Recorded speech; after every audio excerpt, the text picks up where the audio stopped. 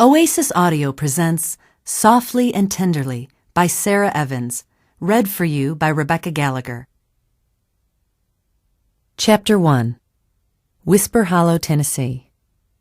Along the 1st of spring, when winter began to ease its grip on Whisper Hollow mornings, the word barren began echoing over the shadowy recesses of Jade's mind. "You're quiet." Her mother-in-law peered at her from the passenger side of Jade's truck. She looked out of place perched on the faded red torn vinyl seat, wearing a Hauck couture pink suit.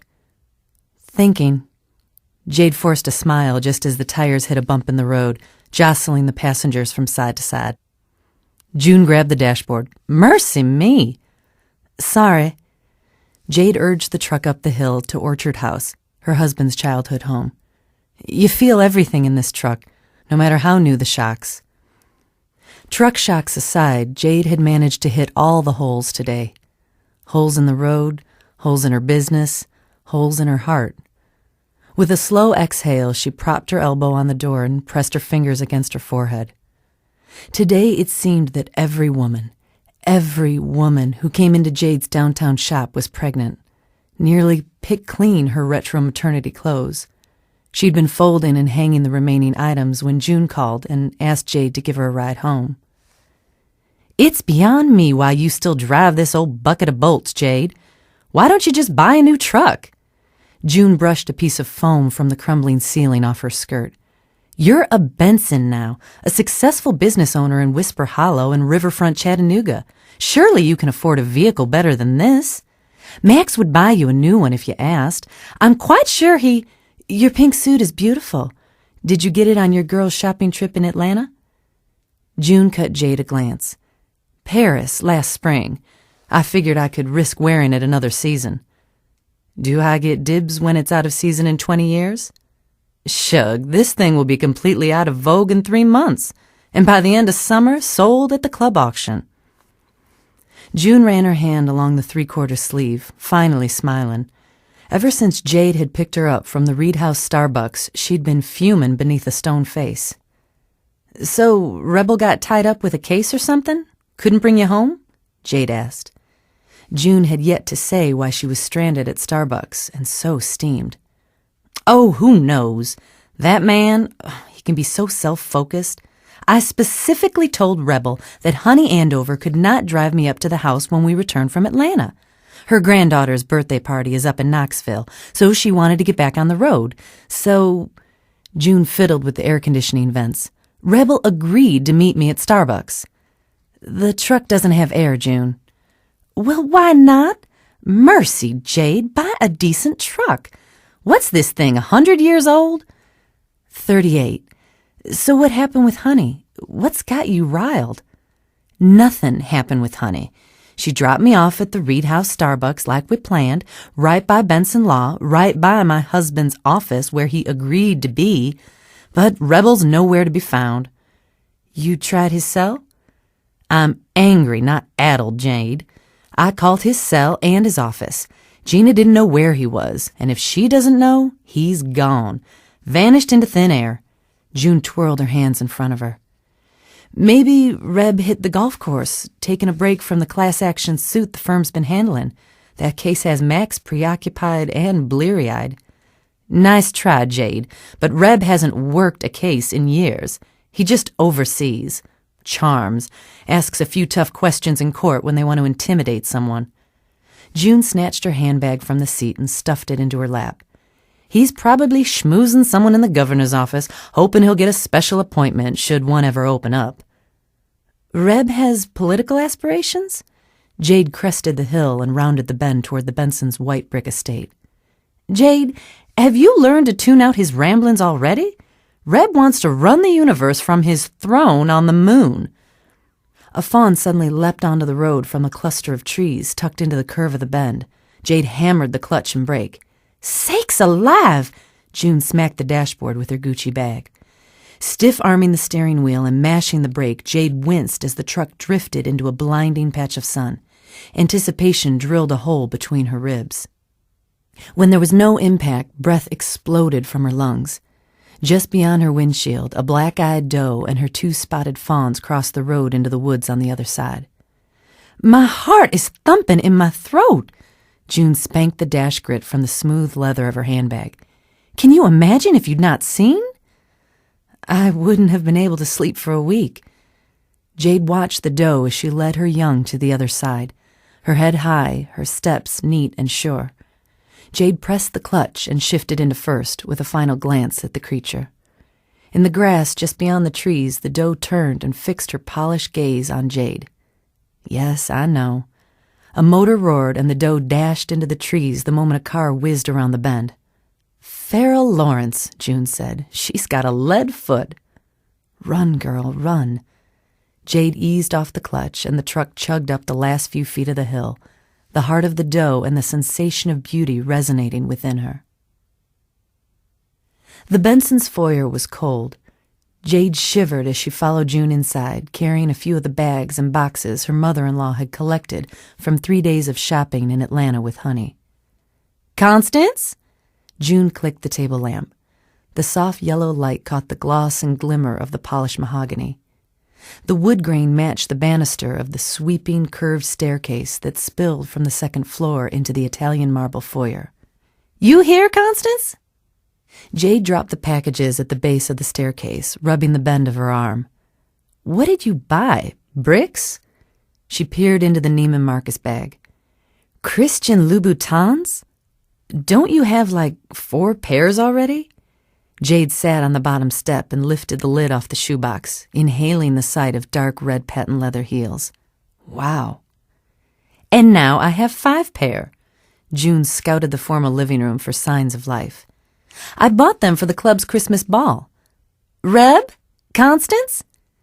Barely emerging from winter's gray, and June was already planning for Christmas. Jade could learn something here. What, she wasn't sure, but the moment sure felt teachable. How much? Jade dug around for the receipt. Didn't your mama teach you it's impolite to ask how much? Get your nose out of my bags. June gazed into the family room on the other side of the foyer. Well, the place looks tidy. $600? Jade dropped the shoe back into the box and let the receipt go fluttering into the bag. You can buy a lot of food for the poor with that kind of money. For Pete's sake, Jade, don't preach to me. Reb and I give plenty to the poor. Jane turned for the kitchen, her low heels beating a rhythm against the marble. Why don't you call Max and have supper here? Run quick to pick up your mama, too. Mercy, I pay Constance for a full day's work, and I want a full day, whether I'm here or not. Constance! Max is working late. Jade sauntered into the kitchen. Mama's still recovering from the last round of chemo. Why don't we try for another time? Well, if you're sure. Fine, another time. June stood in the middle of the arching, stainless steel kitchen, looking disconcerted. Jade leaned against the ivory and green island. The kitchen was like a structural hug, cozy with June's southern hospitality and dabbled with yellow and gray Smoky Mountain sunshine dripping through the skylight. How about we get Reb to fire up his grill this weekend?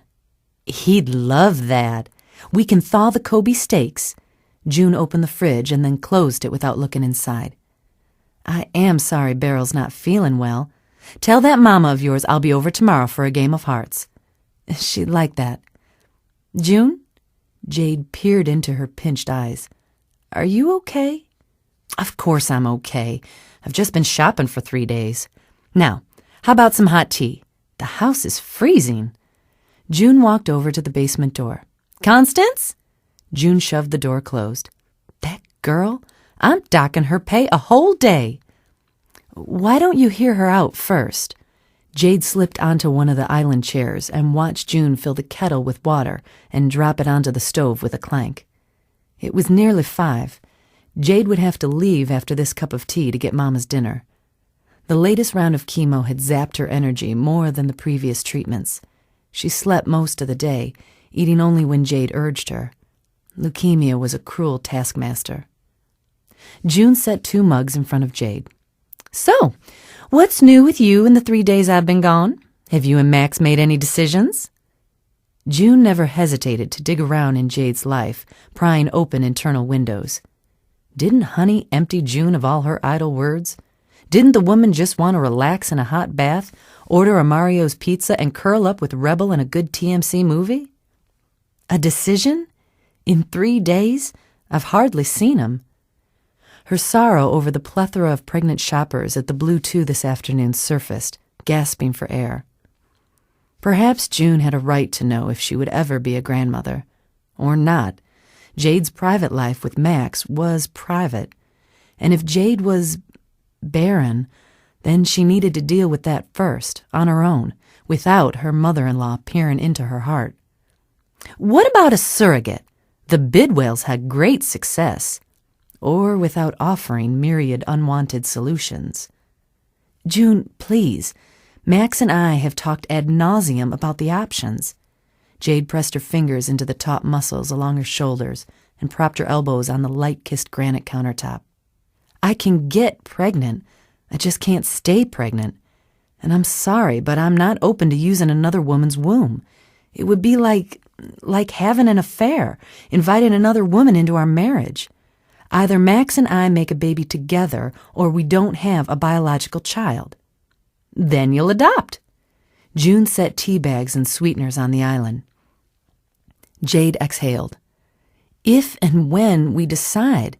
You can't just pick up a child like a Jiffy Mart stop for a gallon of milk and a loaf of bread. Didn't she just have this conversation with Max the other night? His response and tone had been almost identical to June's. Matter of fact, devoid of any emotional response or commitment. But the Bensons made things happen. There was a fix for everything. Why can't a family just be a man and his wife? Do children validate us? Prove we make love? Make us more complete? What if we're happy, just Max and me? Are you? The kettle rumbled from its perch on the gas flame. June reached for it and filled the cups. If you're happy, then I'm happy, she smiled. But every time we talk about children, I can see the pain in your eyes, hear the longing in your words. You want what you never really had growing up, a family. I have a family. You and Reb, Mama, Aiden and Willow. Jade tore open a packet of sweetener and dumped the white powder into her tea. Is that good enough? Max wants children, Jade. He doesn't care if they're biological or not. June, Jade fired her name with a caustic edge. We'll have children if we are meant to have children. Maybe Max and I aren't meant to be parents. What if God doesn't find me trustworthy? Why would he give a child to a woman who... Why would God decide you aren't... June dipped her head to see into Jade's downcast eyes. Oh, I see. Her spoon tapped out a bead against the ceramic mug as she stirred her tea. You think God would choose you out of all the women in this world who've had abortions to say, no baby for her, she blew it? Feels like it sometimes. Jade sipped her tea to hide her emotion. She ignored the yearning most of the time, but it had been stirred today by the pregnant women, by the doe with her fawns. If she could finally carry a baby to term, not miscarry again, she'd feel like her past was truly forgiven and God was smiling. You're young, Jade. It'll happen. June's words brought little comfort. Sure, I know. Jade sipped her tea. I've got just the thing for you. June motioned for Jade to pick up her tea and follow. Jade carried her tea up the stairs behind June, whose narrow hips swung from side to side. She'd spent her entire marriage, the past 2.5 years, trying to convince herself that children didn't matter. Max completed her. God, as she was beginning to know him, completed her. But a child, one of her own? Jade could imagine the joy. She'd lost their honeymoon baby after 10 weeks. It was a long 18 months before she got pregnant again, only to lose the baby last summer, 2 weeks before Mama came down for a short visit. But her August visit never ended. Mama's leukemia symptoms had intensified since Jade had seen her the Christmas before, so she refused to let her return to Iowa to live in the old farmhouse alone. Between managing the shops, the Blue Umbrella in Whisper Hollow and the Blue 2 in downtown Chattanooga, Jade cared for Mama, driving her to doctor appointments and chemo treatments. Into the crisp, golden fall and blustery holiday season, the busyness of the shop and town celebrations kept Jade's yearning for babies at bay. When she discovered she was pregnant at Thanksgiving, she laid awake that night in bed, pools in her eyes, crunching her fingers around Max's fisted, sleeping hand. The God of mercy bestowed favor on her. "So, June, where are we going?" Then she had her third miscarriage in January. "What's this thing you have for me? Stuffing envelopes for the club's Spring Life auction and dance? Or licking stamps?" "Jade, really? No one licks stamps anymore." At the top of the stairs, June stopped short. Jade nearly sloshed her with tea. "What's wrong?" Jade peered around her mother-in-law's shoulder. The pink hue of her suit brightened the dim light of the landing. The media room door was ajar, with an eerie blue tint emanating from the flat-panel TV screen. "Is someone here?" "Constance?" June thudded toward the door, a matronly authority in her stride. "You best not be napping. I warned you." "June." Jade hurried behind her, hoping to cushion the clash between Constance and her mistress. So what if she fell asleep? It's not like she ignored her chores. The house is immaculate. "I don't pay her to sleep." June raised her voice as if giving Constance one last chance to wake up and feign dusting before June crashed through the door and flipped on the light. "Constance Fillmore?" Jade hung back. Constance didn't need an audience when June reamed her out. "Be awake, Constance." "Oh, my! Oh!" June crashed backward into the door, her teacup toppling to the plush cream and beige carpet. The golden-brown liquid spread through the fibers, sinking into the pile, creating a sprawling stain. Jade surged into the room, accosted by the pungent scent of day-old cologne and sweat. As she stooped to pick up June's mug, her gaze strafed a topless woman standing on the other side of the U-shaped sofa. Her tangled, bleached hair stood high over her head, and her unfastened jeans rode low on her hips. Surprise shoved the woman's name through her lips. "Claire?" Wasn't she one of June's best friends? What's going on? Jade averted her eyes from Claire's form and glanced at June. Her mother-in-law's high, rosy cheeks faded beyond pale, her eyes fixed, and for an insane moment Jade wondered if she was even breathing. "June?" Jade whispered, gathering June's cup by the tips of her fingers. "June, we didn't know." Claire Falcon tugged on her cotton top, then hunted around for her shoes. "We thought you were—" "We? Who's we?" June's blank, unblinking gaze matched her monotone. "I gotta go." Claire peered down at the sofa before darting for the door. Her bra, socks, and shoes clutched to her chest. A sour bile burned at the base of Jade's throat as she moved aside for Claire to exit. Suddenly, there was Rebel, standing, smoothing his hair, fixing his belt, and fastening the bottom buttons of his blue shirt. Jade dropped June's mug, barely having the presence of mind to set hers on the edge of the wall table just inside the door. Rebel? Her knees buckled. "Maybe you should go, Jade." Rebel stepped around the couch. "I'm sorry you had to see this." "In my own home, Rebel?" June's tone sent chills over Jade's skin. "My own home." "You weren't supposed to be here." Rebel casually walked between the women and out the door. June dashed after him as he descended the stairs. "Don't you dare walk away from me!" She smashed her fist into his back. Flinching, Jade tucked in behind the wall. For a short moment, she was 8 again, watching her daddy leave their Iowa farm in the middle of the night, Mama hollering after him. But June and Rebel? The benevolent king and queen of Whisper Hollow? My own home! The smack of June's hand against Rebel's cheek shocked Jade's heart. Tears swelled in her eyes. She expected infidelity from her mama, but not from the refined and dignified Bensons. Rebel was a church deacon. June chaired the women's auxiliary. "You disrespect me so much, you bring your filth into my home?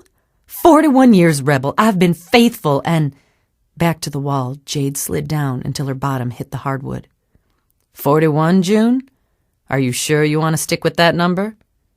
Jade waited for Rebel's chest rumbling, "Ah, Junebug," paired with a contrite apology. She listened for his tender begging, pulling her into their room to talk in private. But instead, he spoke as if June railed on about petty things, a towel on the bathroom floor, a forgotten dinner date with old friends.